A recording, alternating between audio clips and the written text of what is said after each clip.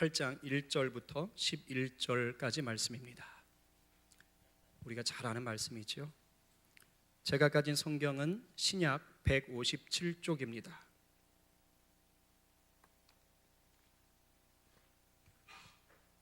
따로 성경 말씀이 나오지 않습니다.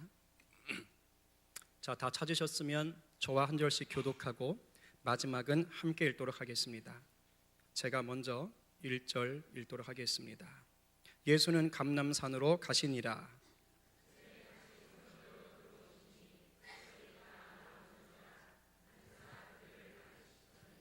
서기관들과 바리새인들이 음행 중에 잡힌 여자를 끌고 와서 가운데에 세우고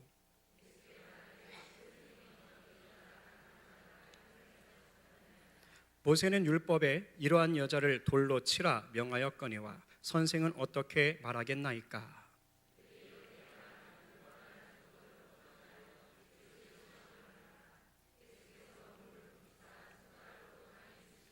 그들이 묻기를 마지 아니하는지라. 이에 일어나 이르시되 너희 중에 죄 없는 자가 먼저 돌로 치라 하시고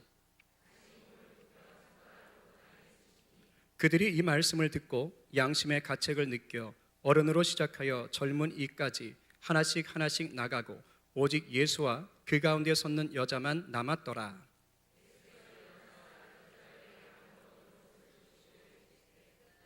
너를 고발하던 그들이 어디 있느냐? 너를 정죄한 자가. 함께 읽겠습니다. 대답하되 주여 없나이다. 예수께서 이르시되 나도 너를 정죄하지 아니하노니 가서 다시는 죄를 범하지 말라 하시니라. 아멘. 한 번만 더 기도하도록 하겠습니다. 살아계신 하나님 참 감사합니다. 오늘 이 밤에 우리 영의 귀를 열어 주시옵소서. 일찍이 요한 사도를 통하여 들을 귀 있는 자는 들으라, 또 성령이 교회에게 말씀하시는 것을 들으라 하셨는데 오늘 우리가 성령이 하시는 음성을 듣게 하여 주시옵소서. 믿음으로 반응하게 하여 주시옵소서. 감사드리며 예수님의 이름으로 기도합나이다. 아멘. 우리 하나님께 다시 한번 영광과 감사의 박수 올려드리십시다. 아멘. 누가 진짜 죽을 죄인인가 라는 제목으로 말씀을 함께 나누겠습니다. 혹시 여기 우리들 가운데 이런 분 계세요? 영화 엑스맨이나 슈퍼맨, 요즘 하고 있는 미라 이런 거 같은 거 보고 나서 영화가 문을 나올 때 꼭 주인공 흉내내는 사람 바로 접니다. 저가 그런 걸 굉장히 잘해요. 그래서 영화만 보고 나오면 제가 그 주인공으로 착각을 하죠. 그래가지고 꼭 흉내를 냅니다. 막 이렇게 있고 슉 이렇게도 있다가 이렇게 흉내를 냅니다. 그걸 꼭 누가 앞에서 하느냐? 제 아내 앞에서 합니다. 그러면 즉시 제 아내가 이거 잘했죠요 이걸 해주시는 게 아니고 긍휼히 여기시는 눈빛으로 저에게 이렇게 임하시죠. 그러면은 저는 즉시로 착각에서 벗어나서 다시 최진철로 돌아옵니다. 그래서 저는 안심해도 되는 사람이죠. 왜냐하면 착각을 해도 금방 정신을 차리고 현실의 나로 돌아오기 때문입니다. 그런데 종종 도무지 착각에서 빠져나오지 못하는 분들이 있지요. 막 자신에게 초능력이 있다고 믿는 분들, 슝 무너져라 이렇게 하시는 분들이라든가, 아니면 자신이 외계인과 대화를 나눈다고 믿는 사람. 그래서 그분도 얘기하는 거 보면 방언하시는 것 같아요. 그렇게 하기도 되고, 또 자신이 대통령이라고 계속 굳고 우기시는 분들, 아니면 심지어 자신이 예수님이라고 얘기하면서 막 또 얘기하시는 분들, 이런 가지각색의 분들이 저쪽에 정신병원에 가면 많습니다. 참 많이 있어요. 근데 이들은 치료가 쉽지 않아요. 그래서 참으로 안타깝습니다. 그러니까 굉장한 착각인데 치료할 수가 없는 거죠. 그런데 우리의 신앙생활에도 이런 안타까운 모습이 보일 때가 있더라 이겁니다. 이게 저처럼 착각을 했다가도 긍휼히 여기는 아내의 그 눈빛을 보면서 빨리 돌아오면 되는데 그러지 못하는 분들이 많이 있는 거죠. 심각한 영적인 착각 속에 살아가는 자들입니다. 이런 사람들은 자신이 예수님의 자리에 올라가 있는 자들이에요. 그래서 수많은 성도들과 세상을 심판하려고 돌을 집어들고 있습니다. 심지어 예수님까지 자기 발밑에 두고 조종하려고 합니다. 이 대단한 영적 착각이고 무지함이지요. 우리는 오늘 말씀 속에서 이와 같이 영적 착각 속에서 심각한 위선의 죄를 짓는 자들을 만나게 됩니다. 이들이 조작한 사건을 통해서 예수님이 죄를 어떻게 다루시는지 살펴보게 될 것입니다. 기대감을 가지시고 우리 본문 속으로 들어가 보십시다. 예수님께서 이른 아침부터 성전에 올라가셨습니다. 사람들이 몰려들었습니다. 그래서 예수님이 그들에게 이제 하나님의 나라를 가르칩니다. 그때였습니다. 서기관들과 바리새인들이 간음하다가 현장에서 붙잡힌 여자를 끌고 왔습니다. 그러고는 예수님의 말씀을 듣고 있던 그 사람들 가운데에다가 떡하니 그 여자를 세워둔 겁니다. 모세의 율법을 들이밀어서 예수님을 시험할 참입니다. 이렇게 물어보는 거죠. 모세의 율법에는 간음한 여자를 돌로 치라고 했는데 예수 당신 생각은 어떻습니까? 라고 물었습니다.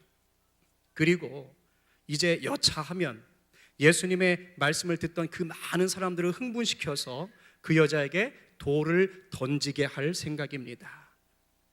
예수님은 어떤 말을 하시든지 함정에 빠질 위기에 처해 있습니다. 왜냐하면 예수님이 지금 모세의 율법대로 저 여자에게 돌을 던져라 라고 얘기하시면 이제 서기관과 바리새인들은 이렇게 욕을 하려고 하는 겁니다.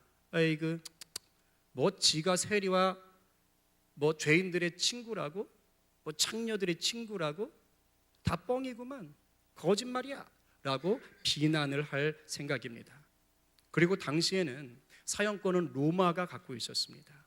만약에 돌을 던져 죽여라 라고 얘기한다는 것은 로마에 대항하는 역적으로 몰리는 것이지요. 반대로 이제 예수님이 용서해 주라 라고 얘기한다면 옳거니 이때다 라고 하면서 서기관과 바리새인들은 모세의 율법을 어기는 자가 무슨 자격으로 말씀을 가르치느냐 라고 이제 이단으로 몰 생각인 것입니다. 이런 상황에서 예수님의 단 한마디의 말이 바로 서기관들과 바리새인들의 불순한 의도를 묶어버렸습니다.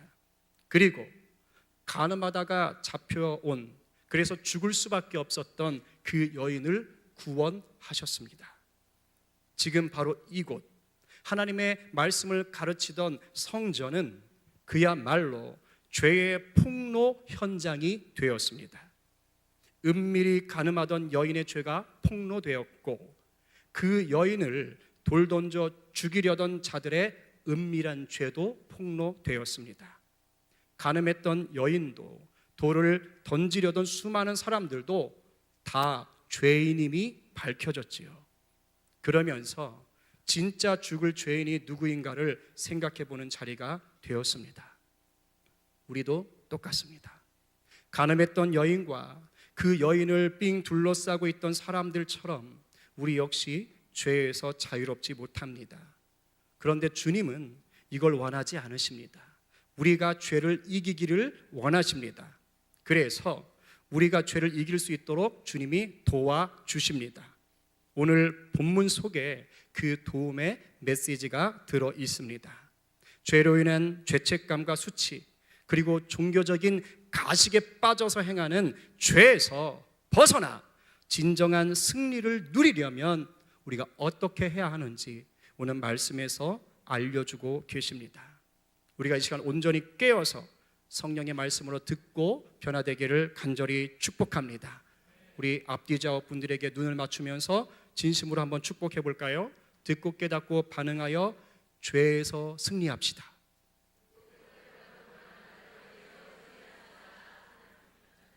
그 어느 때보다 목소리가 크시네요.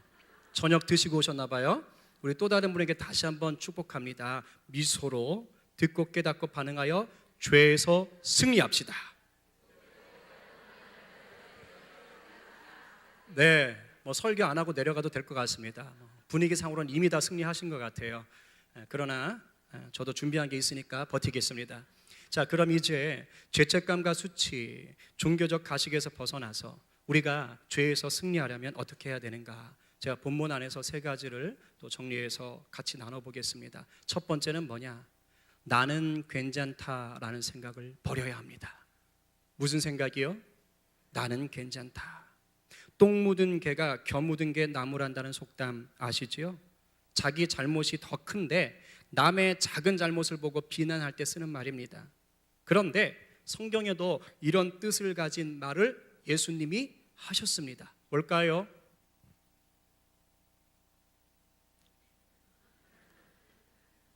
아시죠? 근데 왜 말을 안 하세요? 저보고 하라고요? 예. 마태복음 7장 3절에 그렇게 되어 있죠. 같이 읽어볼까요? 시작.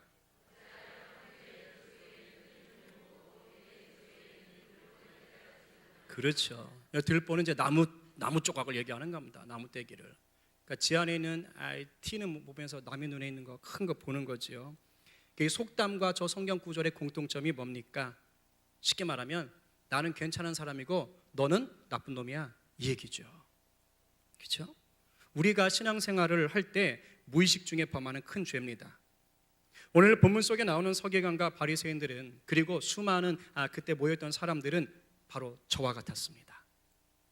예수님께서 그 멋진 한마디를 날리시기 전까지 이 사람들은 자기들이 가늠하다 잡혀온 저 여자보다는 훨씬 괜찮다고 생각했습니다.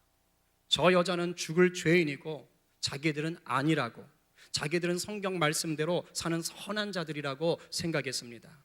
그런데 이 사람들이 중요한 사실을 잊고 있었던 겁니다. 맞습니다. 어린아이도 대답하지 않습니까? 할렐루야. 지금 저 여자는요, 범죄 현장에서 걸렸을 뿐이에요. 그리고 자기들은 아직 걸린 게 없을 뿐입니다. 이걸 몰랐어요. 드러난 죄와 감춰진 죄의 차이만 있을 뿐 모두가 똑같은 죄인이라는 것을 아직 깨닫지 못하고 있었던 것이죠. 그런데 어쩝니까? 곧 알게 되어 버렸습니다. 바로 예수님의 한마디가 울리자 이내 자기들도 가늠한 여인과 똑같은 죄인이라는 것을 확인당해버린 거지요. 어떤 말씀이었습니까? 우리 스크린 보면서요, 내게 말씀하시는 예수님의 음성처럼 한번 읽어보겠습니다. 시작. 그렇습니다. 너희 중에 죄 없는 자가 먼저 돌로 치라. 그런데 아무도 돌을 던질 수가 없었습니다. 예수님의 이 한마디는 가늠한 여인에게 정죄의 화살을 겨누던 자들을 향한 바로 하늘의 음성이었습니다. 그만큼 영적인 권위가 있었던 거죠.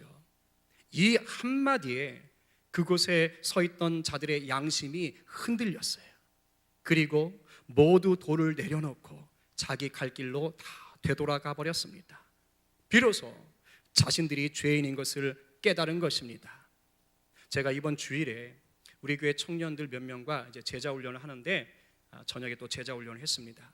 그런데 한 친구가 이런 고백을 하는 거예요. 자기가 우리 교회에 3년 전에 처음으로 교회를 나왔답니다. 이제 안 믿다가 믿기 시작한 거예요.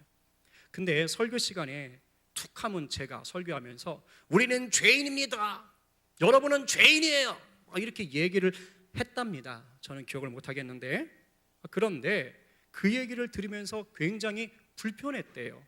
왜냐하면 자기는 지금까지 살면서 그렇게 문제가 될 만한 윤리적인 죄를 지은 적이 없는 거예요, 아무리 생각해도.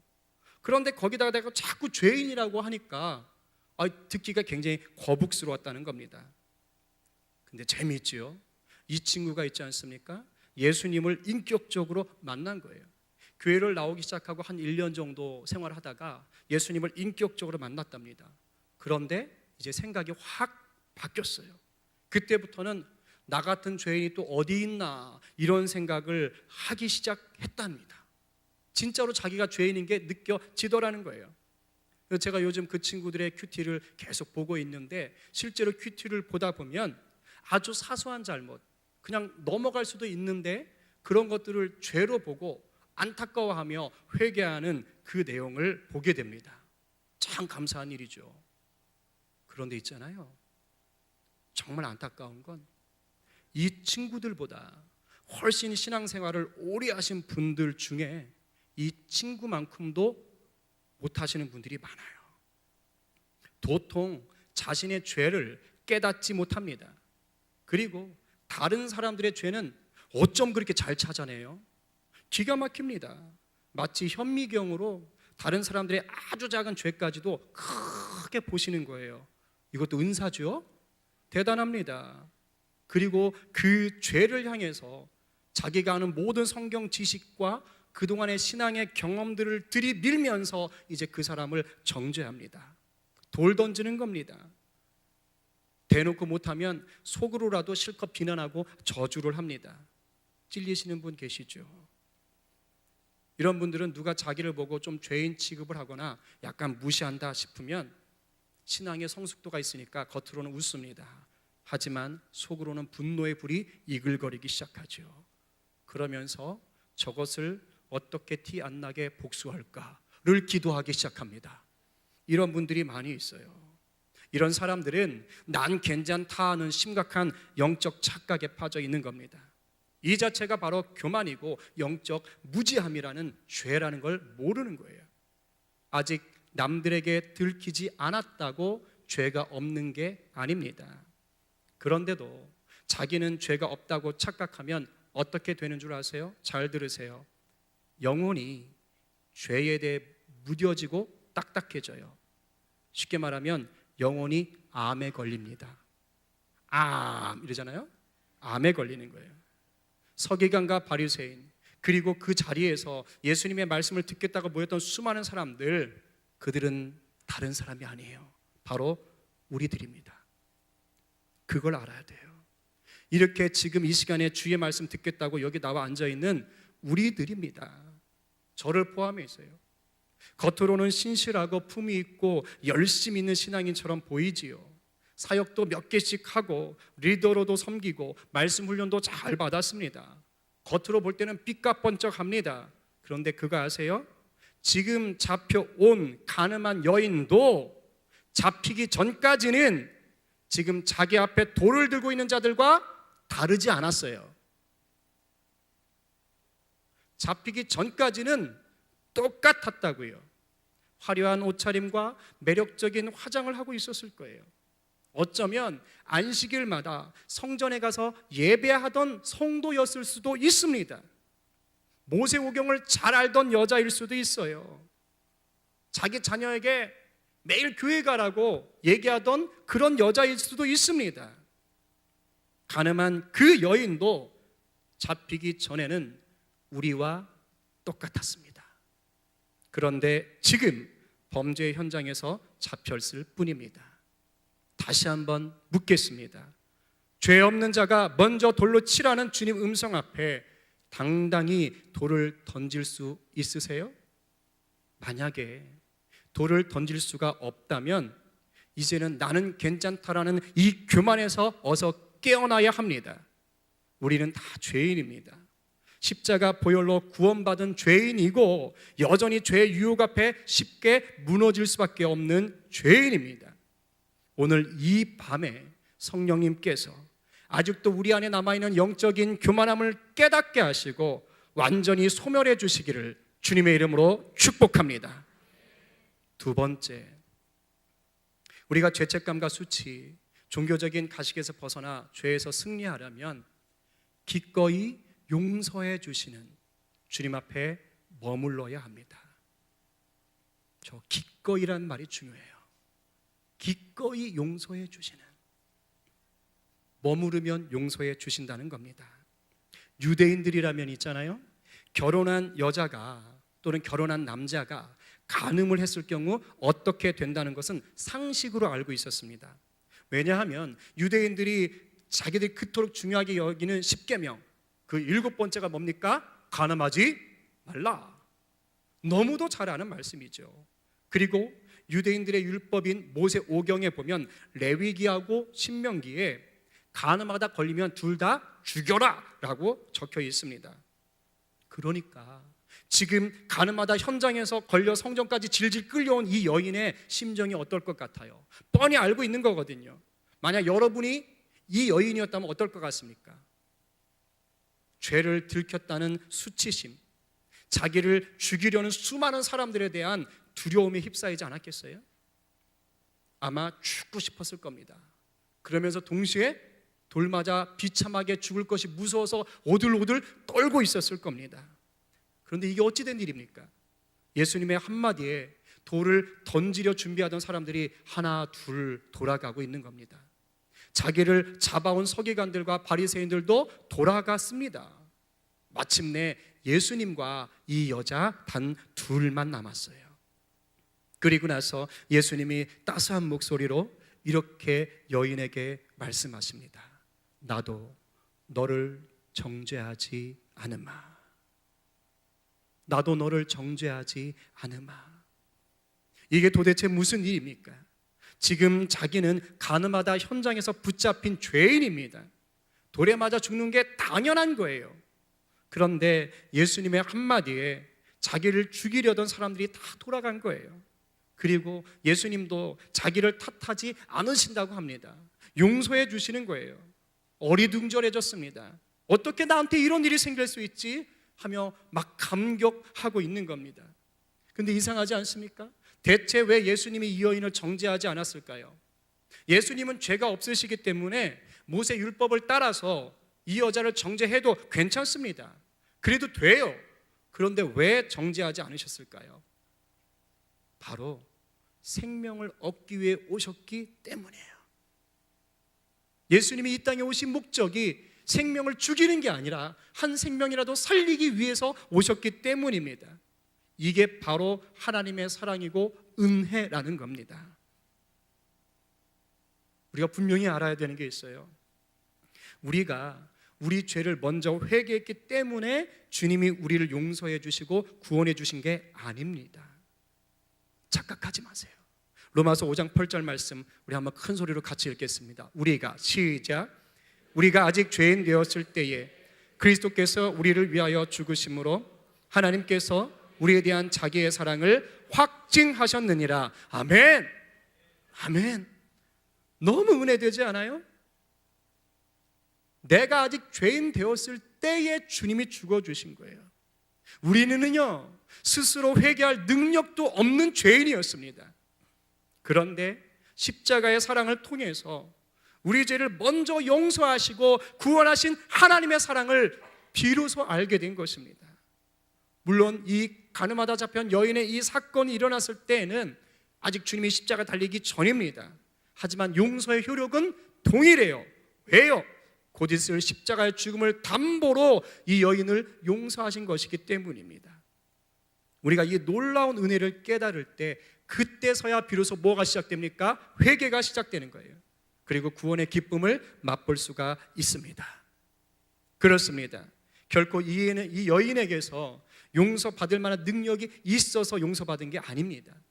주님께서 그 풍성한 사랑으로 먼저 전적으로 용서해 주신 겁니다. 이 놀라운 은혜를 다시 한번 누리고 싶으십니까? 그렇다면 우리가 주님 앞에 머물러야 합니다. 발길을 돌린 서기관과 바리새인 그리고 수많은 사람들처럼 되면 안 됩니다. 그들은 양심의 찔림은 받았지만 용서받지 못했어요. 왜요? 부끄러워서 도망갔기 때문입니다.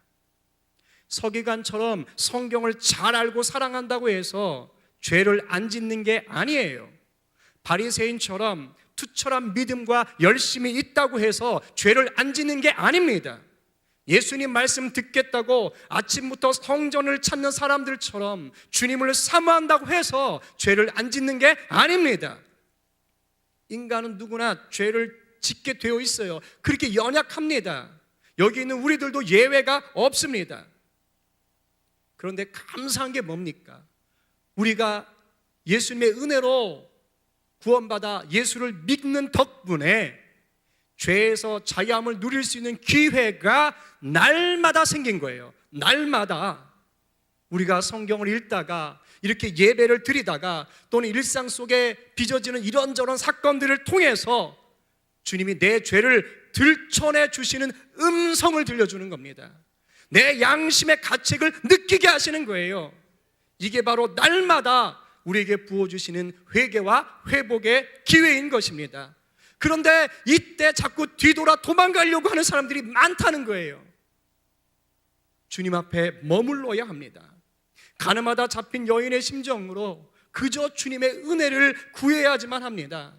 주님이 내 양심을 찌르실 때 자꾸 도망가면 죄에 무뎌집니다. 영혼이 암에 걸리고 말아요.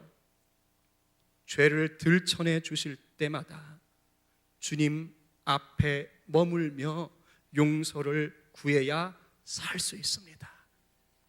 요한일서 1장 9절은 이렇게 말을 하지요. 같이 읽어볼까요? 시작. 만일 우리가 우리 죄를 자백하면 그는 미쁘시고 의로우사 우리 죄를 사하시며 우리를 모든 불의에서 깨끗하게 하실 것이요. 아멘. 저 말씀은 믿는 자들에게 주신 겁니다. 죄를 지을 수밖에 없다. 그러나 회개하면 깨끗이 될 것이다. 하나님의 약속이에요. 이 밤 성령님께서 나는 괜찮다며 은밀히 숨기고 있던 죄들을 이제 들춰내실 겁니다. 도망가지 마시고 가늠한 여인처럼 주님 앞에 머무시기 바랍니다. 용서를 구하시며 회개하시기 바랍니다. 그럴 때 나도 너를 정죄하지 않으마 말씀하시는 예수님의 음성을 듣게 될 것입니다. 이 복된 음성 듣기를 간절히 축복합니다. 아멘. 세 번째로, 우리가 죄책감과 수치 그리고 종교적인 이 가식에서 벗어나서 죄에서 승리하려면 같이 한번 읽어볼까요? 셋째, 시작. 맞습니다. 목숨 걸고 예배해야 합니다. 오늘 본문 속에서 왜 저 말이 튀어나오나 의아하실 수 있습니다. 잘 들어보세요. 죄를 용서받았다고 그게 끝나는 게 아니에요.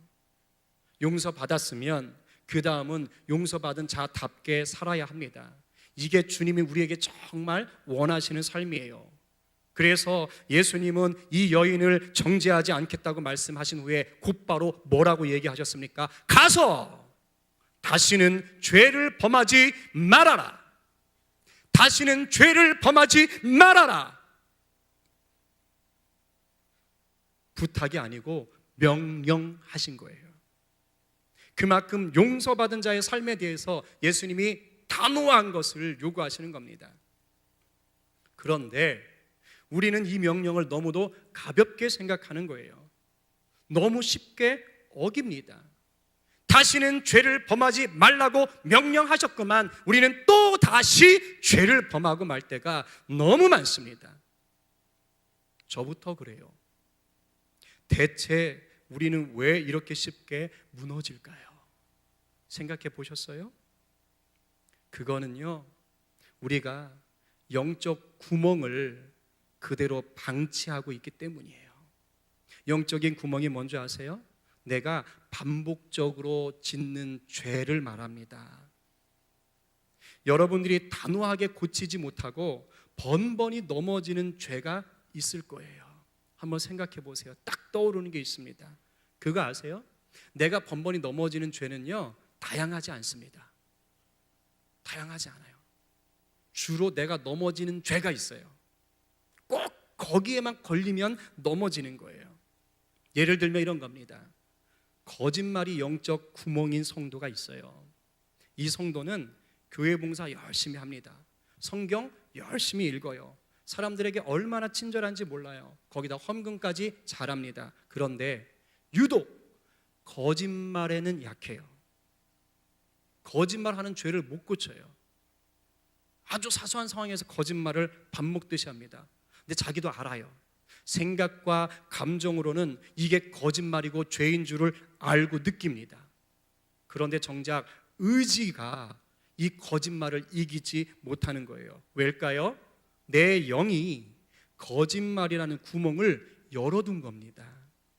잘 들으세요. 내가 거짓말에 지고 있는 것이 아니라 내가 거짓말에 먹이를 주면서 키우고 있는 겁니다. 이게 영적 구멍이에요. 이게 마귀가 성도를 무너뜨리는 고도의 전략입니다. 나쁜 새끼죠. 다른 건 다 잘하는 것처럼 만들어놔요. 그리고 딱 겨우 하나 잘못하는 것처럼 그렇게 생각하는 겁니다. 그래서 죄의식이 무뎌지게 만드는 겁니다. 이렇게 영적인 구멍이 생기면 어떻게 되는 줄 아세요? 내 신앙생활에 밑 빠진 독이 생겨버려요. 아무리 열심히 신앙생활을 하는데 이 상황에 받은 은혜가 쉽게 말라버립니다. 생수의 강물이 채워지질 않고 다 빠져나가요. 예배 드릴 때 은혜가 있습니다. 주여! 근데 금방 사라지는 겁니다. 저를 포함해서 여기 있는 우리 모두에게는 영적 구멍이 있어요. 어떤 분들은 남을 비방하고 정죄하는 구멍이 있어요. 어떤 분들은 게임 중독의 구멍이 있어요. 어떤 분들은 음란함의 구멍이 있어요. 어떤 분들은 돈을 숭배하는 구멍이 있어요. 어떤 분들은 게으름의 구멍이 있고요. 어떤 분들은 이 폭력의 영적 구멍이 있습니다. 오늘 이걸 막으셔야 돼요. 그럼 이제 그걸 어떻게 막느냐? 어떻게 해야 이렇게 습관적으로 짓는 죄를 끊고 승리할 수 있느냐? 단 하나밖에 없어요. 내가 그걸 안 해야지 손 자른다고? 오른손 자르면 왼손 갖고 노름을 합니다. 양손 다 잘리면 입으로 하는 거예요. 그렇게 해서 안 고쳐집니다. 죄를 끊을 수 있는 단 하나의 방법, 예수님께 온전히 붙잡히는 거예요. 예수님께서 가늠한 여인에게 다시는 죄를 범하지 말라고 하신 말은 다른 뜻이 아니에요. 바꿔 말하면 이런 말입니다. 이제는 너 세상 욕정에 사로잡히지 말고 나와만 교제하자. 오직 예수로만 살아라. 예수 그리스도로 옷 입고 살아라. 이 말씀입니다. 그러면 어떻게 해야 그리스도로 옷 입습니까? 딴 거 아니에요. 바로 제가 아까 말했던 그겁니다. 순전한 예배 생활, 그거밖에 없어요. 순전한 예배 생활, 순전한 예배를 통해서 우리가 찬양과 말씀과 기도로 무장하지 않으면 예수님과 친밀함을 누릴 수가 없습니다. 혹시 이것을 들으면서 또 그 얘기야? 뻔한 얘기야? 이렇게 생각하시는 분들은 마귀에게 놀아나고 계신 겁니다. 제 마음 같아서는 매일 밤 2시간씩 성도들이 자기 섬기는 교회에 찾아가서 열정으로 예배하면 좋겠어요. 시간이 없으시다고요? 대부분은 다 거짓말입니다. 왜 시간 없다면서 매일 밤 드라마는 그렇게 골라서 보세요? 왜 바쁘시다면서 새벽 늦게까지 게임에 빠져 계시고 웹툰은 3시간씩 보고 있습니까? 왜 할 일이 많으시다면서 하루 종일 페이스북, 인스타그램, 카톡방 열어놓고 도배질을 하고 계신 거예요? 그리고 솔직히 이런 분들 있죠. 정보 하나만 검색해야지 하고 인터넷 딱 열었다가 요것도 있네? 요것도 있네? 요것도 있네? 그리고 1시간, 2시간 후딱 지나가시는 분들. 벌써 언제 이렇게 시간이 지났어? 그런데 이렇게 살면서 왜 하나님을 위해서 1시간, 2시간 전심으로 예배하는 거는 그렇게 아까워하세요? 왜 그런 시간이 없다라고 장담하고 사십니까? 정말 용서받은 자답게 죄와 싸워 승리하는 삶을 살고 싶으세요? 그러면 매일 목숨 걸고 예배하셔야 됩니다. 그래야 어떤 일이 벌어지느냐? 본능적으로요, 죄가 미워지고 싫어지고 멀어지는 거예요. 여러분들이 적어도 예배 가운데 하나님의 은혜를 충분히 누리고 있을 때는요, 죄가 생각이 안 납니다. 그 상태를 유지하셔야 되는 거예요. 일주일에 한 번 예배 드리고 은혜 받겠다고요? 주님이 이렇게 말씀하십니다. 개뿐이다. 안 됩니다. 해분이 모시고 한번 오셔가지고 하겠다고요? 영양주사 하나 맞는 것밖에 안 됩니다. 매일매일 내 삶을 예배 가운데 드려야 돼요. 목숨 걸고 깨어서 예배해야 됩니다. 오늘 이 자리에도 나와 있지만 우리 청년부의 한 형제가요, 꽤 큰 회사입니다. 유명한 회사인데요, 이상하게 그 회사가 이 신앙 핍박을 하는 겁니다. 쉬는 시간에, 점심시간에 좀 성경 좀 보고 기도하려고 하는 거를 못하게 하는 거예요. 뭐 우리나라에 이런 데가 있어요? 사장이 북한 사람도 아닌데. 그래요. 유명한 회사인데. 그래가지고 이 친구가 너무 성경 보고 싶고 너무 기도하고 싶은데 사람들이 박해를 해서 못하는 거예요. 그래서 어떻게 하는 줄 아세요? 큰 기계 뒤에 숨어서 성경 보고 기도합니다. 쉬는 시간에 그렇게 하고 있는 거예요. 그리고 일이 굉장히 많아요. 거의 밤늦게까지 일을 해요. 오늘 이 자리에 나오는 게 보통 힘든 친구가 아닙니다. 그런데 그렇게 늦게 끝나면 빨리 들어가서 좀 쉬어야 되는데 그 피곤한 몸을 이끌고요, 기숙사에 들어가기 전에 차에서 잠깐 예배합니다. 핸드폰으로 잭 꽂아가지고 음악 크게 틀어놓고요, 그 차 안에서 혼자 큰 소리로 찬양한대요. 제가 그 친구가 얼마나 힘들게 일하는 줄 알거든요. 그 말을 들으면서 제가 감동받았어요. 네가 진짜다. 제가 우연히 어제 이 형제의 카톡을 딱 봤는데요, 그 카톡 프로필에 이런 글이 쓰여 있었습니다. 우리 한번 같이 읽어볼래요? 하나님의 사랑을 없나요? 없나 봅니다. 없나요? 네, 제가 드린 것 같은데 OX로 답해 주시면 제가 안심할 것 같습니다. 제가 안 보내드린 것 같습니다. 제가 대독해 드리겠습니다. 하나님의 사랑을 묵상하고 기도로 승부하자. 욥과 다윗, 바울과 실라처럼 밤에 노래를 부르자. 있네요. 보세요. 하나님의 사랑을 묵상하고 기도로 승부하자. 예배하자는 겁니다. 욥과 다윗, 바울과 실라처럼 역경의 사람, 고통의 사람들이었어요. 밤에 노래할 수밖에 없던 자들이었어요. 그들처럼 예배하자. 목숨 걸고 예배하겠단 말입니다. 이 얼마나 아름다운 신앙의 고백이며 삶의 결단입니까? 이런 성도가 습관적인 죄를 끊어낼 수가 있습니다. 오늘 우리 모두 나는 괜찮다는 교만을 버리고 오직 주님 앞에서 간절히 예배하시기 바랍니다. 그럴 때 나를 다시 한 번 더 용서하시며 죄에서 자유케 하시는 예수님 품에 안길 수가 있습니다. 순전한 예배를 통해서 주님과 깊은 친밀함을 누릴 때, 그때 비로소 내가 허용했던 죄의 구멍들이 막히고 승리할 수 있습니다. 우리 이 시간 다 함께 이 은혜를 간절히 구하며 찬양하고 기도하겠습니다.